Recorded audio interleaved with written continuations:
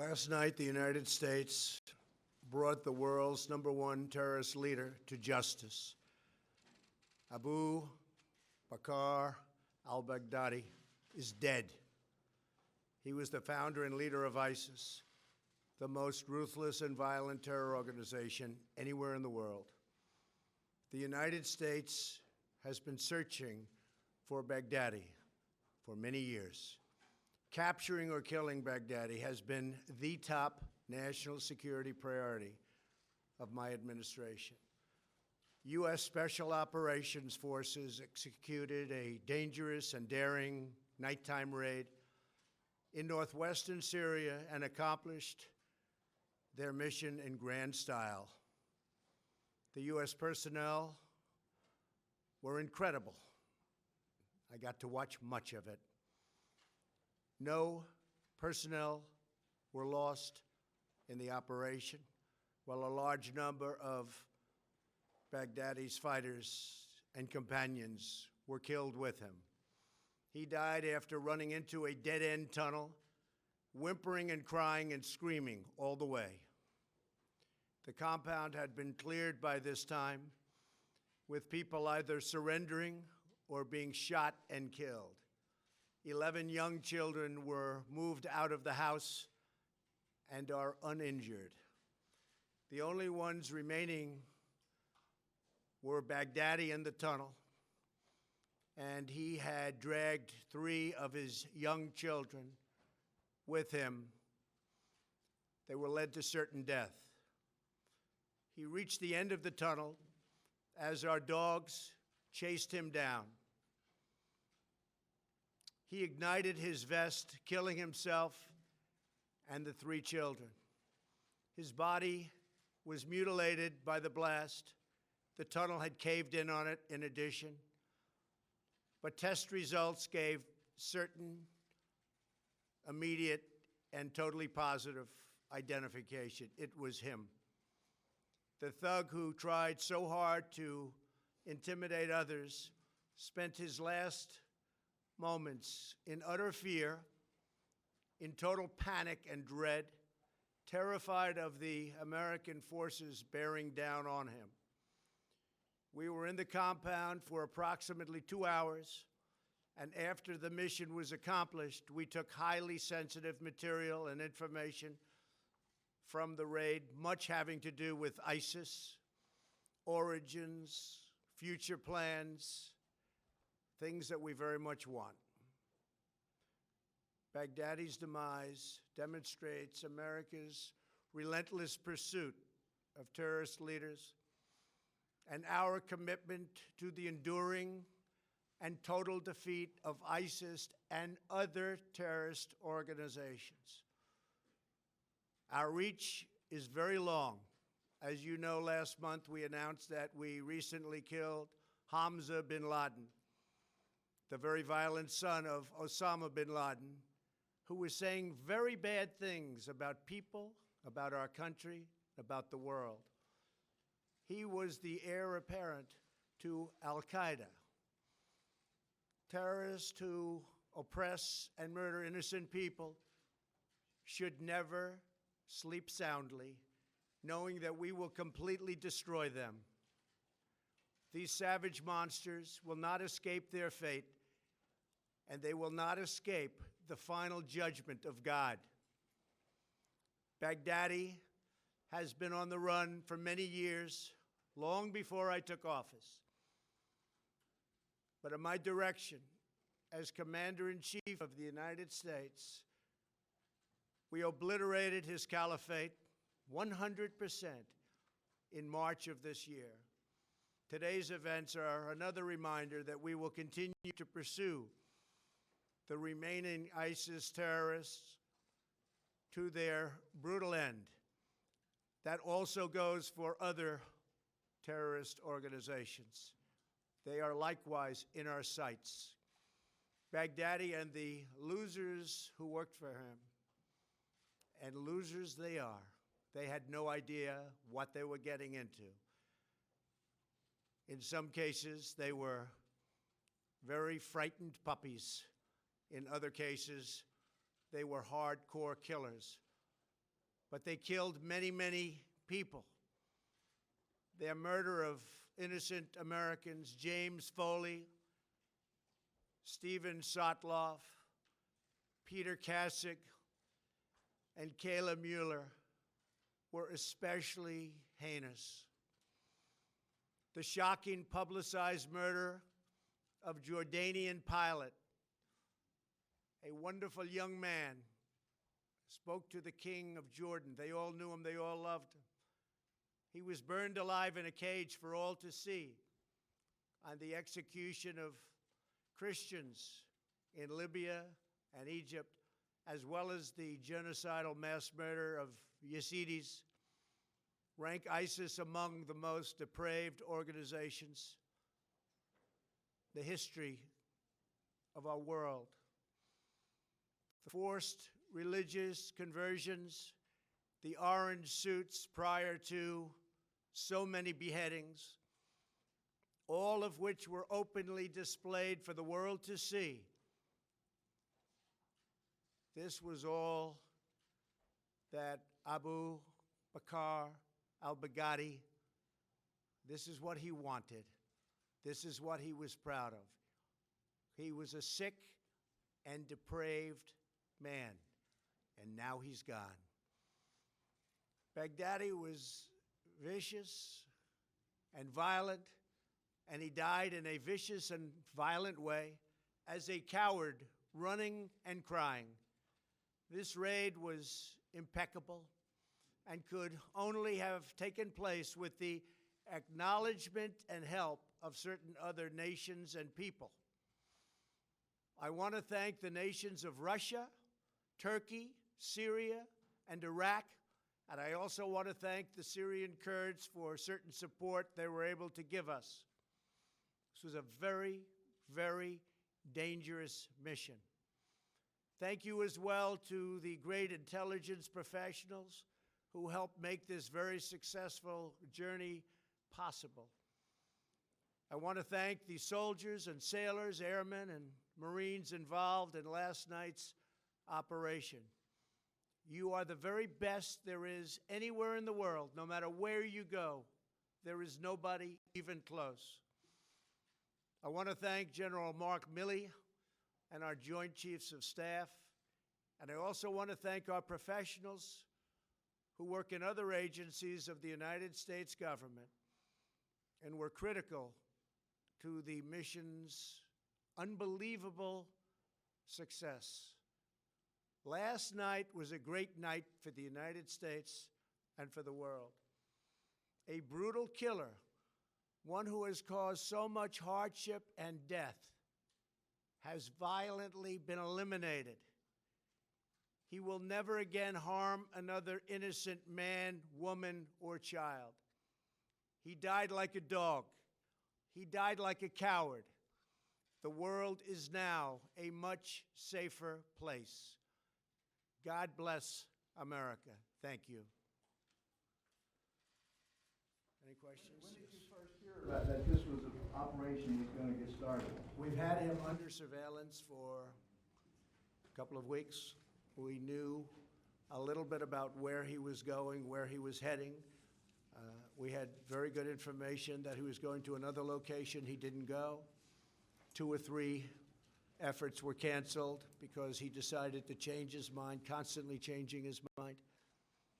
And finally, we saw that he was here, held up here. We knew something about the compound. We knew it had tunnels.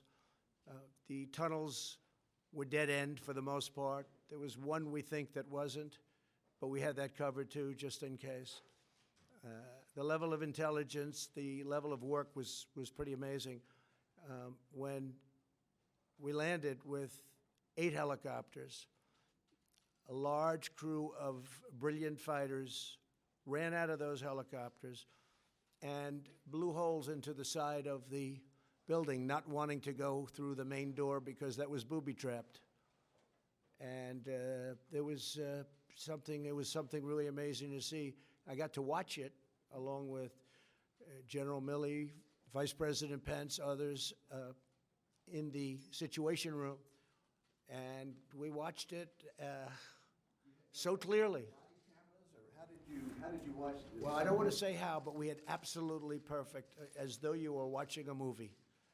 It was, that and the technology there alone is really great. A big part of the trip that was of great danger was it was approximately an hour and 10-minute flight, and we were flying over very, very dangerous territory. In fact, some of our leaders said that that could be the most dangerous, flying in and flying out. And that's why last night we were so quiet about it. We didn't say anything, and I didn't make my remark until after they had landed safely in a certain area. But the flight in, the flight out was a very, very dangerous part. There was a chance that we would have met unbelievable fire. Russia treated us great. They opened up. We had to fly over certain Russia areas, Russia-held areas. Russia was great. Iraq was excellent. We really had great cooperation. And you have to understand, they didn't know what we were doing and where we were going exactly. But the ISIS fighters are hated as much by Russia and some of these other countries as they are by us. And that's why I say they should start doing a lot of the fighting now, and they'll be able to. I really believe they'll be able to. Yes, Jennifer? Can you say what role the Kurds played in this, just generally? They gave us not a military role at all, but they gave us some information that turned out to be helpful, the Kurds. And can you tell us what the role of Turkey might have been in Iraq? Who? What was the role of Turkey? How did they help? Turkey, we dealt with them. They know we were going in. We flew over some territory. They were terrific, no problem. They were not problem. You know, they could start shooting, and then we will take them out, but a lot of bad things can happen. Plus, it was a very secret mission. We flew very, very low and very, very fast. But it was a very dangerous part of the mission. Getting in and getting out, too, equal. We went in identical, we took an identical route. We met with gunfire coming in, but it was local gunfire. That gunfire was immediately terminated. These people are amazing. They had the gunfire terminated immediately, meaning they were shot from the airships. I'm trying to understand the timing. You talked earlier, several weeks about pulling troops out, and then troops were put back in, and then, I'm trying to understand the timing of when this operation. Well, I'll tell you, from the first day I came to office, and now we're getting close to 3 years, I would say, where's al-Baghdadi? I want al-Baghdadi. And we would kill terrorist leaders, but they were names I never heard of. They were names that weren't recognizable, and they weren't the big names. Some good ones, some important ones, but they weren't the big names. I kept saying, where's al-Baghdadi? And a couple of weeks ago, they were able to scope him out. You know, these people are very smart. They're not into the use of cell phones anymore. They're very technically brilliant. You know, they use the internet better than almost anybody in the world, perhaps other than Donald Trump.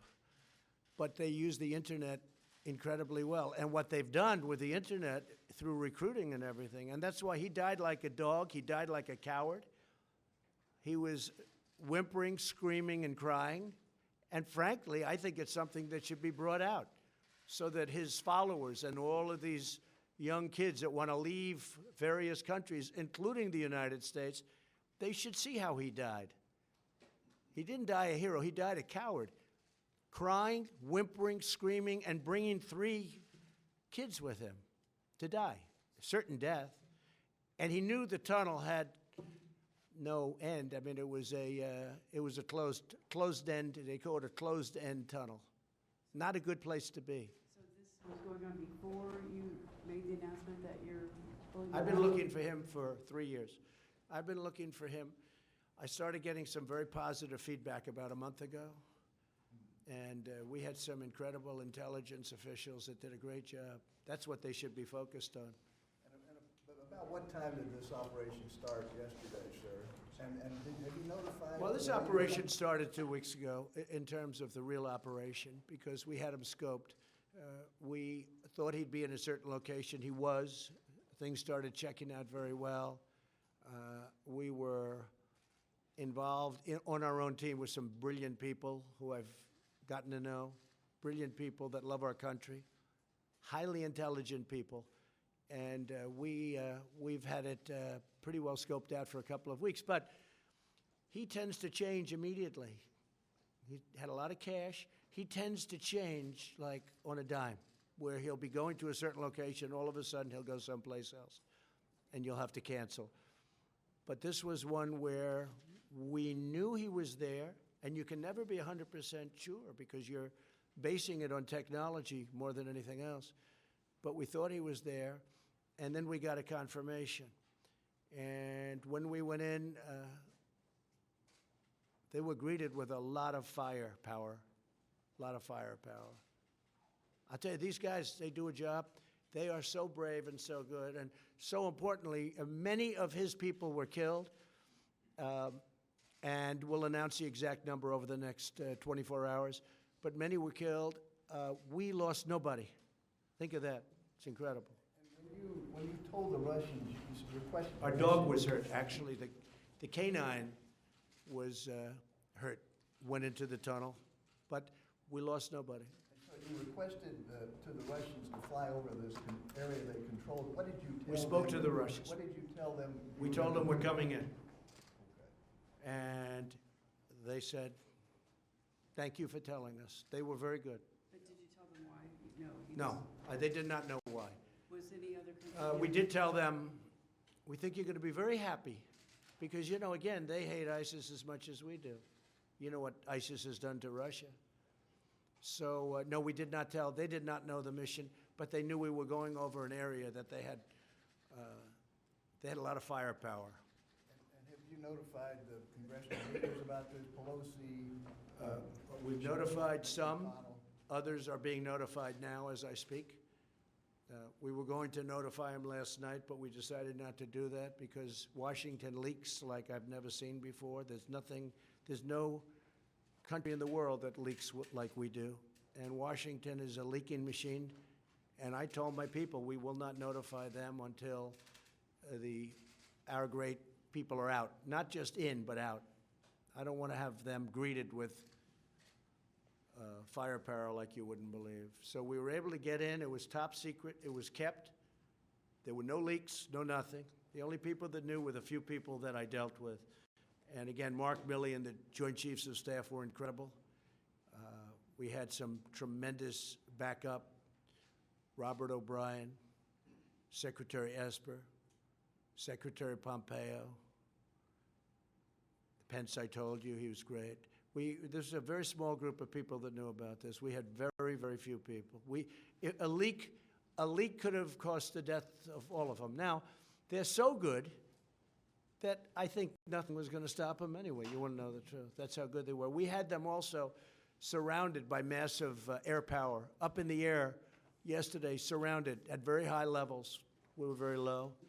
We had tremendous air power. And you watched all this from the sit room? Who were you with in the sit room when you watched this? Secretary Esper, a few of the Joint Chiefs, Mark Milley, some generals. We had some very great military people in that room, and we had some great intelligence people. Robert O'Brien. It's really good. Yes? Was the pullout of the U.S. troops in Syria last month strategically tied in with this raid? No, the pullout, right, sure, it's a great question, and you're doing a great job, by the way. Your network is fantastic. They're really doing a great job. Please let them know. No, the pullout had nothing to do with this. In fact, we found this out at a similar time. It's a very good question because we found this out at a similar time. No, we're after these leaders, and we have others in sight, very bad ones, but this was the big one. This is the biggest one, perhaps, that we've ever captured because this is the one that built ISIS and beyond and was looking to rebuild it again. Very, very strongly looking to build it again. That's why he went to this province. This is why he went to this area. You know, a lot of people I was watching this morning and hearing, and they said, why was he there? People were so surprised. Well, that's where he was trying to rebuild from because that was the place that made most sense if you're looking to rebuild. Yeah. You said your tweet So I sent that right after I knew they had landed safely. When they had Right. returned? And that was to notify you guys that you have something big this morning, so you wouldn't be out playing golf or tennis Where did they or land? otherwise being indisposed. Where were they safe?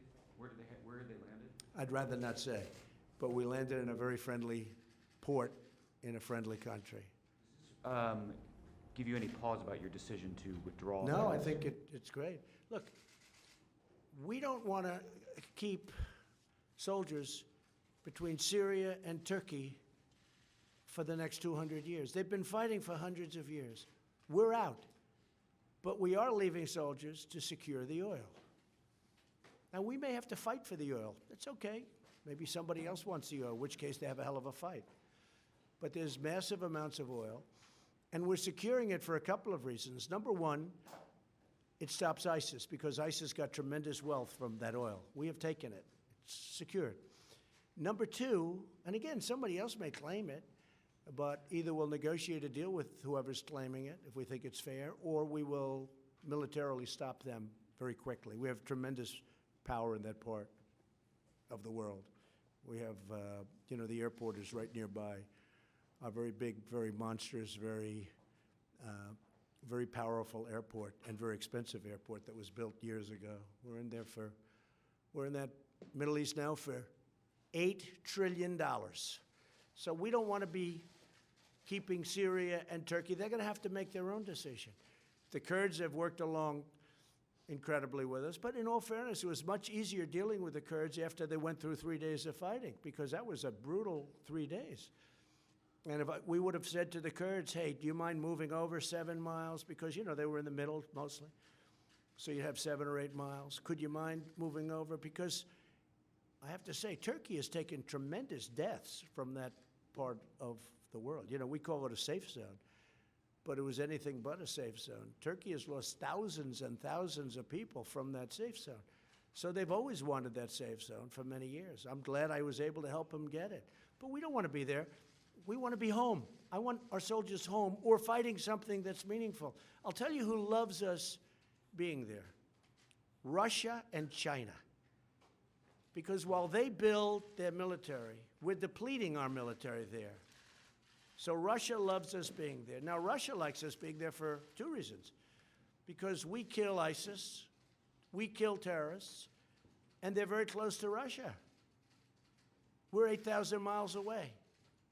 Now, maybe they can get here, but we've done very well with Homeland Security and the ban, which, by the way, is approved by the United States Supreme Court, as you know. There was a reporter that said we lost the case, and he was right in the early court. He didn't want to say, just refused to say that we won the case in the Supreme Court. So, but we have a very effective ban, and it's very hard for people to come to our country. But it's many thousands of miles away, whereas Russia's right there, Turkey's right there, Syria is there. They're all right there. Excuse me, Iran is right there. Iraq is right there. They all hate ISIS. So we don't, in theory, they should do something. And I'll give you something else. The European nations have been a tremendous disappointment. Because I personally called, but my people called a lot, take your ISIS fighters. And they didn't want them. They said, we don't want them. They came from France, they came from Germany, they came from the UK, they came from a lot of countries. And I actually said to them, you don't take them, I'm going to drop them right on your border, and you can have fun capturing them again. But the United States taxpayer is not going to pay for the next 50 years. You see what Guantanamo costs. We're not going to pay tens of billions of dollars because we were good enough to capture people that want to go back to Germany, France, UK, and other parts of Europe. And they can walk back. They can't walk to our country. We have lots of water in between our country and them. So, yeah, go. You mentioned that you'd gotten to know some brilliant people along this process who had helped provide information and advice along the way. Is there anyone in particular, or would you like to give anyone credit for getting to this point today? Well, I would, but if I mention one, I have to mention so many. I spoke to Senator Richard Burr this morning, and as you know, he's very involved with intelligence and the committee, and he's a great gentleman. I spoke with Lindsey Graham just a little while ago. In fact, Lindsey Graham is right over here, and he's been very much involved in the subject, and he's a very strong hawk, but I think Lindsey agrees with what we're doing now. And again, there are plenty of other countries that can help them patrol. I don't want to leave 1,000 or 2,000 or 3,000 soldiers on the border. But where Lindsey and I totally agree is the oil. The oil is, so valuable for many reasons. It fueled ISIS, number one. Number two, it helps the Kurds because it's basically been taken away from the Kurds. They were able to live with that oil. And number three, it can help us because we should be able to take some also. And what I intend to do, perhaps, is make a deal with an ExxonMobil or one of our great companies to go in there and do it properly. Right now, it's not big. It's big oil underground, but it's not big oil up top. Much of the machinery has been shot and dead. It's been through wars, but and spread out the wealth. But no, we're protecting the oil. We're securing the oil. Now, that doesn't mean we don't make a deal at some point, but I don't want to be, they're fighting for 1,000 years. They're fighting for centuries. I want to bring our soldiers back home, but I do want to secure the oil. If you read about the history of Donald Trump, I was a civilian. I had absolutely nothing to do with going into Iraq, and I was totally against it. But I always used to say, if they're going to go in, nobody cared that much, but it got written about. If they're going to go in, I'm sure you've heard the statement, because I made it when any human being alive. If they're going into Iraq, keep the oil. They never did. They never did. I know Lindsey Graham had a bill where basically we would have been paid back for all of the billions of dollars that we've spent, many, many billions of dollars. I mean, I hate to say it, it's actually trillions of dollars, but many, many billions of dollars. And by one vote, they were unable to get that approved in the Senate. They had some pretty big opposition from people that shouldn't have opposed, like a president, and they weren't able. If you did that, Iraq would be a much different story today because they would be owing us a lot of money. They would be treating us much differently. But I will say Iraq was very good with respect to the raid last night. Sir, just to pin down the timing a little bit better here, you got back to the White House around 4:30 yesterday afternoon. Did you immediately go to the Situation Room? Well, I knew all about this for 3 days. Yes, sir. Yeah, we thought for 3 days this is what was going to happen. It was actually, look, nobody was even hurt. Our canine, as they call, I call it a dog, a beautiful dog, a talented dog, was injured and brought back. But we had no soldier injured. And they did a lot of shooting, and they did a lot of blasting, even not going through the front door. You know, you think you go through the door. If you're a normal person, you say, knock, knock, may I come in? The fact is that they blasted their way into the house in a very heavy wall, and it took them literally seconds. By the time those things went off, they had a beautiful big hole, and they ran in, and they got everybody by surprise. Unbelievably brilliant as fighters. I can't imagine there could be anybody better. And these, as you know, are our top operations people. And Baghdadi apparently had been in bad health for some time. Was there any indication of that? Or well, we don't know that, but he was the last one out, and his people had either been killed, which there were many, or gave up and came out. Because with the 11 children that came out, we were able to do that. We don't know if they were his children. They might have been. But as I said, 3 died in the tunnel. And the tunnel collapsed with the explosion. But you had other fighters coming out also. And they're being brought back. They're right now, we have them imprisoned. I was going to ask whose children they were, but do you remember what time you went into the Situation Room? Well, I started at 5 o'clock. We were pretty much gathered at 5 o'clock yesterday. We were in contact all day long through hopefully secure phones. I'll let you know tomorrow, but nothing seemed to leak, so I guess they were secure for a change. But we gathered more or less at 5. The attack started moments after that. The liftoff started moments after that. Again, The element of attack that they were most afraid of was getting from our base into that compound, because there's tremendous firepower that we were, flying over. And I won't go into it, but you had a very big Russian presence in one area. You had a Turkish presence. You had a Syrian presence. And you're flying low. It's very dangerous. And there were shots made, but we think these were people that were shooting, that were indiscriminately shooting. The helicopters took some shots, but we think that these were people that were just random people that don't like to see helicopters, I guess. Was there any kind of DNA test done, or? So that's another part of the genius of these people. They have his DNA, more of it than they want even. And they brought it with them, with lab technicians who were with them. And they assumed that this was Baghdadi.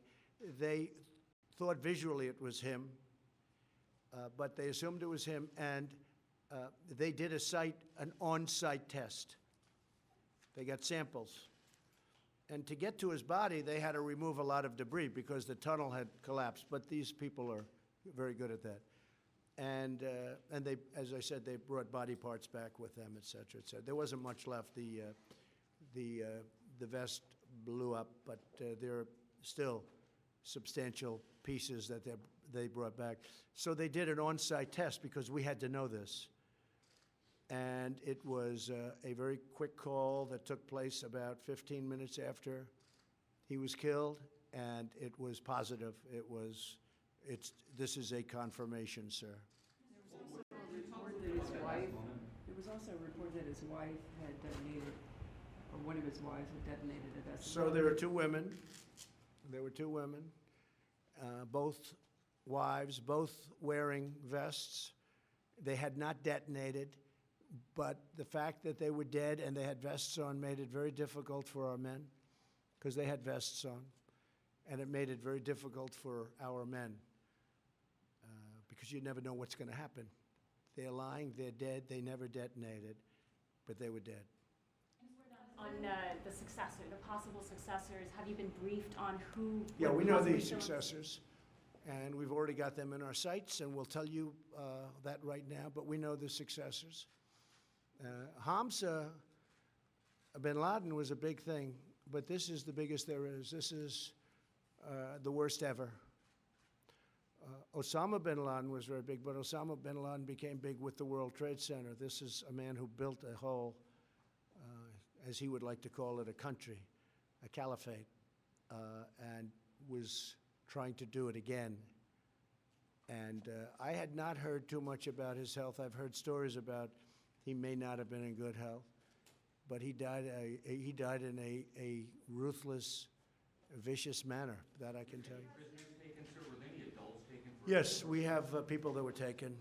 We have many of the people died on the site, but we have people that were taken. Yes, and the children we left them under care of somebody that we understand. Or do you believe that 11 children. 11 children. How many adults? I'd rather not say. I'd leave that to the generals. But a small group. More dead than alive. Which operation teams were involved? Which special operations teams were involved? Many of them, and at the top level, and people that were truly incredible at their craft. I've never seen anything like it. And were there, as far as partnerships goes, were there any other forces involved, or was this only American troops in this No, only raid? American forces. Did the U.S. Only rely- American forces, but we were given great cooperation. Did the U.S. rely We on... told the Russians were coming in because we had to go over them. And they were curious, but we said, we're coming. Or, And we said one way or the other, hey, look, we're coming. But they were very cooperative. They really were good. And we did say it would be a mission that they'd like, too, because, again, they hate ISIS as much as we do. Sure, and then for intel purposes, was there any foreign intel that proved useful along the way in this operation? So we had our own intel. We got very little help. We didn't need very much help. We have some incredible people. When we use our intelligence correctly, what we can do is incredible. when we waste our time with intelligence that hurts our country because we had poor leadership at the top, that's not good.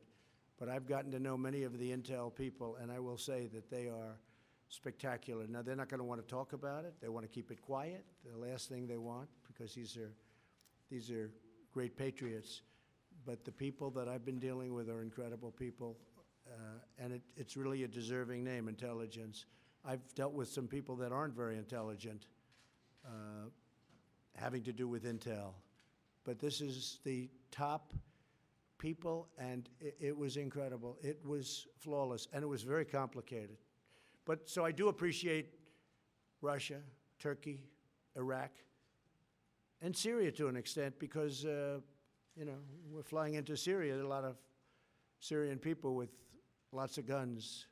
So we had good cover for probably the most dangerous part. It would not sound to, you know, when you fly in, it doesn't sound like that would be the most dangerous when you're going into shooting nests and all of the things that happened once they broke into that pretty powerful compound. That was a very strong compound. And as I said, had tunnels. But the most dangerous part, we had great cooperation with. Yes, ma'am? Did you inform Speaker Pelosi ahead of time? No, I didn't. I didn't do that. I wanted to make sure this kept secret. I don't want to have men lost and women. I don't want to have people lost. Do you anticipate inviting the Special Forces teams to the White House after Oh, yeah, this? they'll be invited. I don't know if they'll want to have their faces shown, to be honest with you. You know, they're incredible for the country. They're not looking for public relations. But they love doing what they're doing. I've seen it. First Lady was out there recently looking at what they do. She came back, she said, wow, I've never seen anything like that. The training, you know, all of the training and the power of the people, the men and women, the strength, the physical strength, the mental strength. These are incredible people. These are very unique individuals. You mentioned whimpering. Could you hear that on your video hookup? Mentioned the whimpering of Baghdadi.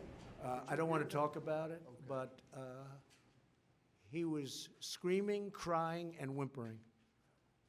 And he was scared out of his mind. And think of James Foley. Think of Kayla. Think of the things he did to Kayla.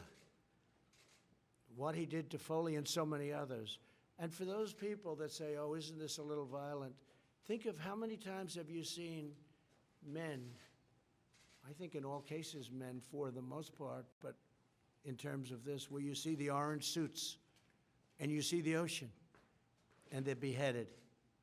Or how many of you got to see, because it was out there, the Jordanian pilot whose plane went down, they captured him, they put him in a cage and they set him on fire. And the king of Jordan actually attacked very powerfully when that happened. They've never seen a thing like that. But he set him on fire. This was al-Baghdadi, and you should never, ever, hopefully, see a thing like that again. Now, there'll be new people emerge, but this was the worst of this particular world. This was the worst. Probably, in certain ways, the smartest. He was also a coward, and he didn't want to die.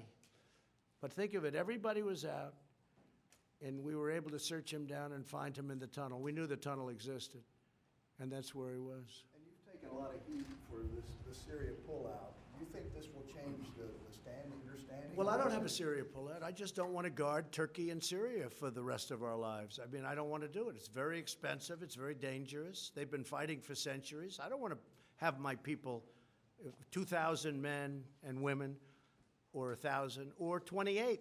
We had 28 guards. I said, I don't want them there anyway. I don't want them. Now, I will secure the oil. That happens to be in a certain part, but that's tremendous money involved. I would love to, you know, the oil in, I mean, I'll tell you a story in Iraq. So they spent, President Bush went in. I strongly disagreed with it, even though it wasn't my expertise at the time, but I have a very good instinct about things. They went in, and I said, that's a tremendous mistake. And there were no weapons of mass destruction. It turned out I was right. I was right for other reasons, but it turned out, on top of everything else, they had no weapons of mass destruction. because that would be a reason to go in, but they had none.